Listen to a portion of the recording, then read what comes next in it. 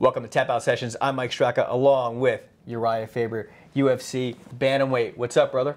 Just chilling, man. On vacation, actually, and working hard and having a good time out here in the big city. So Urijah just came off of a fight with Dominic Cruz, a 5-round war, and he took a decision. It was a great fight. How do you feel about that fight?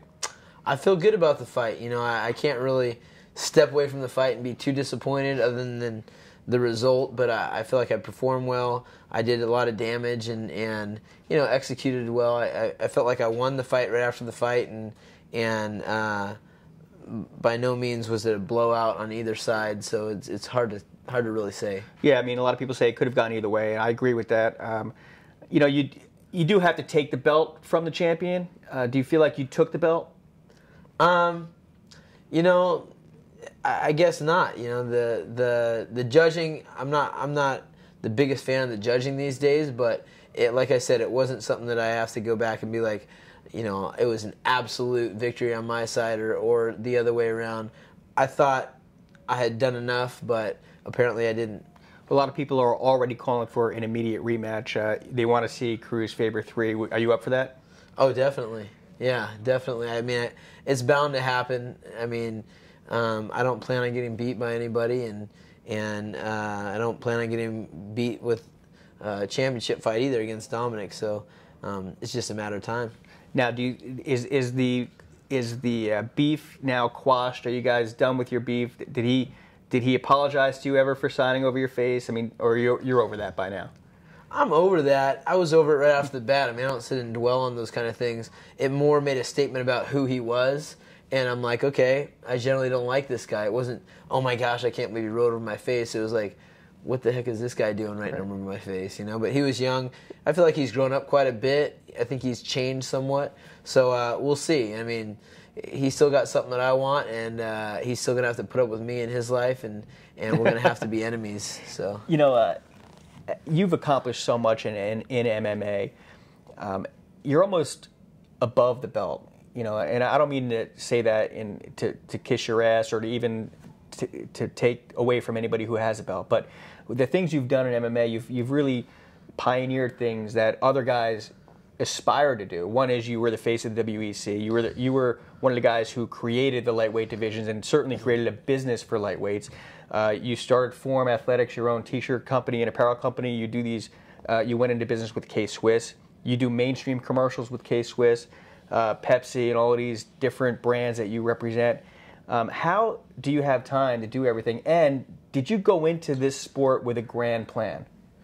You know, I think I just went into the sport ready to conquer, you know, and I'm definitely don't feel like I'm above the sport by any means, but I do recognize that I've done a lot, and it's been just through the back of not being scared to do anything. You know, if I have an idea, I believe I can do it. I'll make it happen. I'll get the right people on the team. I'll go after it, and I'm a guy that likes to stay busy. I mean, you can only train so much in the day.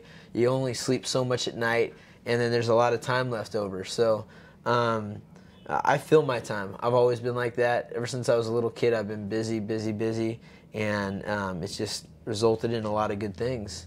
I'm not above a little self-promotion. My book, Fighting Words, dropped today, but I understand you have a book coming out, or you're working on a book with a major publishing company. Can you talk about that? Yeah, I actually sold the book to HarperCollins, and I've got a great concept that I've been working on for years. You know, I was a human development major at UC Davis, and I've been really introspective and kind of looked at a lot of people that I admire in my world and taken some laws about you know, success and weakness and everything else along that line. So it's kind of a motivational book, but a lot to do about my life as well.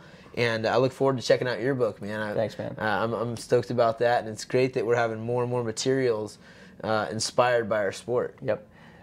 You know, when you talk about being a motivational speaker and having a book that's going to be of motivating value, I was talking to your cousin, Peter, and who's actually shooting this. He's actually a Sundance Film Festival award-winning cinematographer. So thank you, Peter, for shooting this for me. But he was telling me when you guys were in first grade that you were the same personality. You were the same very confident kid. What do you attribute to that confidence? Is it your upbringing? Is it your parents? Is it little man syndrome? I mean, what is it? I think it's just a combination of things. But if I had to point one thing in particular, it's got to be an undying love and support from family. And people have that. You know, I talk about in human development that kids that are successful from all these different areas have somebody, whether it's an aunt or an uncle or a grandparent or their parents, or even a teacher sometimes, that believes in them and unconditionally has their back. And I had that in abundance. My parents were awesome. My mom, Suzanne, my dad, Theo, my stepdad, Tom, my older brother, Ryan. I feel like I've always been just built up. You know, my Italian mom just like, my boys can do anything, and always talking about how great we are. If anyone ever said anything bad about us, it's because they're jealous, and almost built an unrealistic confidence. And I've seen that in other guys. I've seen that in guys like BJ Penn is one in particular. I met his parents, and I get the same sense. And John Jones, you have that from him, and yep. Chuck Liddell even. His confidence has been something that's a lifetime. So I got to say thanks to my parents.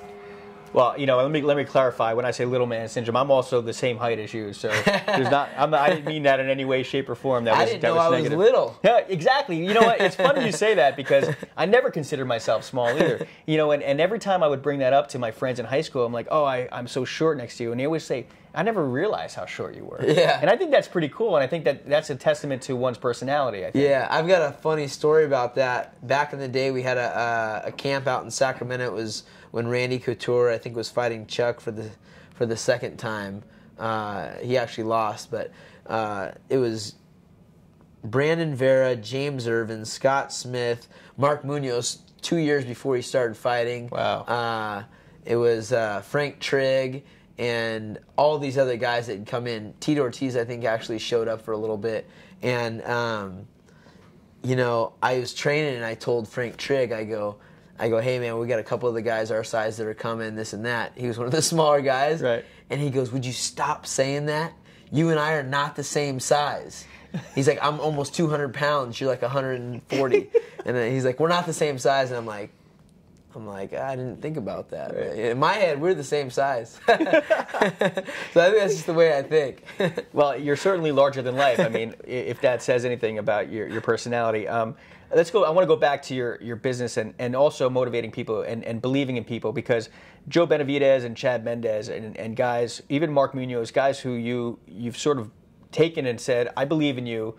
And if people don't know at home, in Sacramento, there's a block, and Urijah owns like several homes on the same block, and you put up fighters who come in to train at your camp, and you put them up and let them live there for free, and they work off, maybe they clean the gym or whatever, they earn their time with you, but a lot of guys love you because you believe in them. I mean, I interviewed Joe and Chad on Fighting Words, and I said, do you ever get sick of hearing the words Urijah Faber?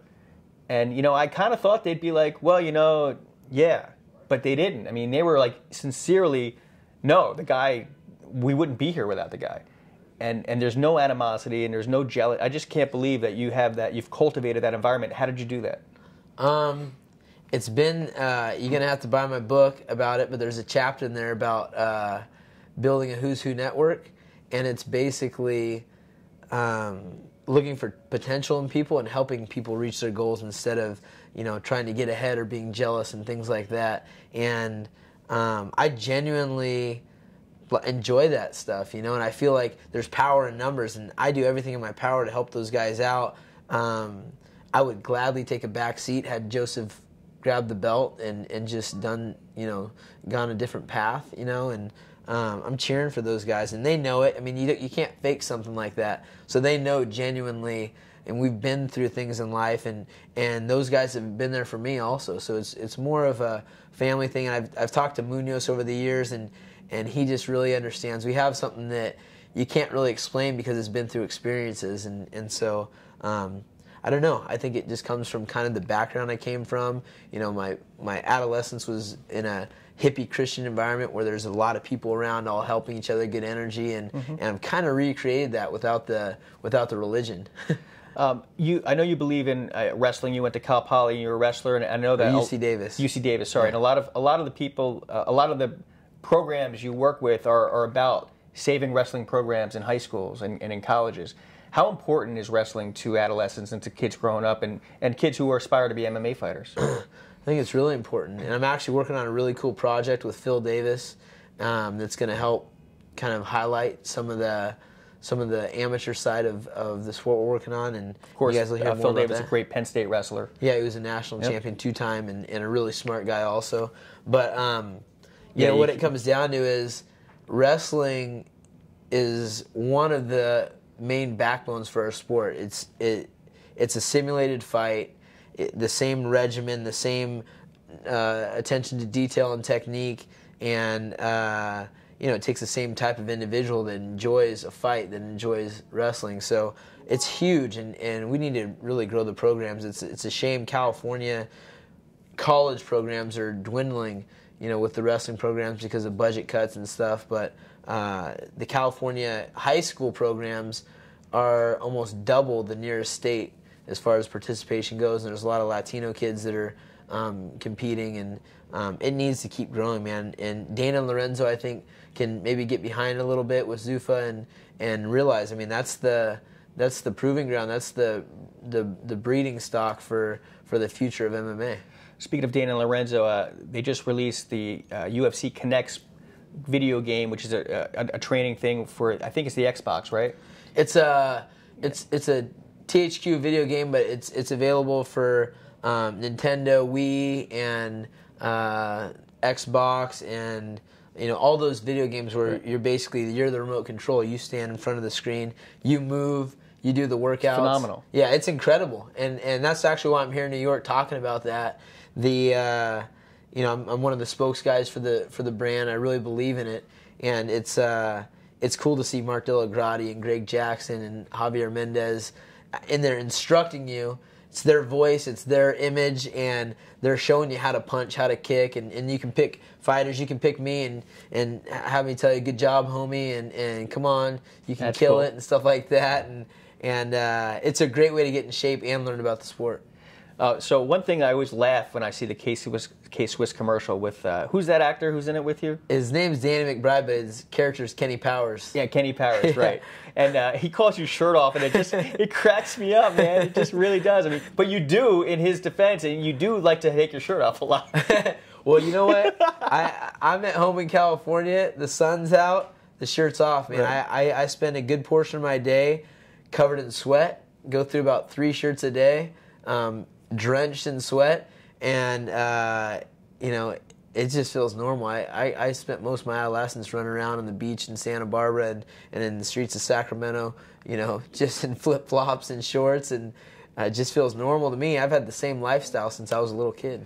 All right, well, before I let you go, I just want to get your thoughts on the sport of MMA and UFC in particular. You started a long, long time ago now. It's been like 7 years since you started fighting? 7, almost 8 years. Almost 8 years, and you're obviously one of the pioneers of the lightweight divisions. I mentioned your accomplishments earlier, but the sport has grown, and I said it earlier, but you've grown, I think, further than most fighters have grown. But everybody's risen with the sport as the sport's risen. Myself included. Anybody who makes a living in MMA has the UFC to thank for that. But guys like you really took it to the next level. But what are your thoughts on the UFC today, where it's heading, and how far it's come in these 10 years? Well, first off, it's been incredible, the rise. And when I first started fighting, it was illegal in California. I was fighting on Indian reservations. There's really no opportunity for the sport in general, let alone the lightweight fighters. The UFC didn't have 35, 45, 55. Wasn't even an issue. It didn't exist. So the biggest thing is we have incredible people behind it now that are developing the sport. We have smart guys like Dana and Lorenzo and the Fertitta family, and they're business savvy and they're passionate about the sport. And then we have all these passionate fighters that are developing their talent and making fighting their lives. So you're getting these these warriors that are dedicating their life to it and pouring their heart out and making these exciting shows. And we've got intelligent guys that are backing it financially and putting a system behind it. So, the sky's the limit, really. They're really planning on taking over the world and making this the best sport in the world. And it makes sense. It's the oldest sport in the world. Fighting's been around since day one, man. That's how you used to get women back in the day. It's true. Straka still gets his ladies like that. I was going to say you get your ladies like that too. It doesn't hurt, right? It doesn't hurt that you walk around with no shirt on too, and that friggin' six pack. I hate you, shirt off. All right. It's a no shirt nation. It's a mentality, and it's for everybody. This has been Tap Out Sessions. I'm Mike Straka. Thanks to Urijah Faber for coming in. My pleasure. Really appreciate it. Until next time, enjoy the fights.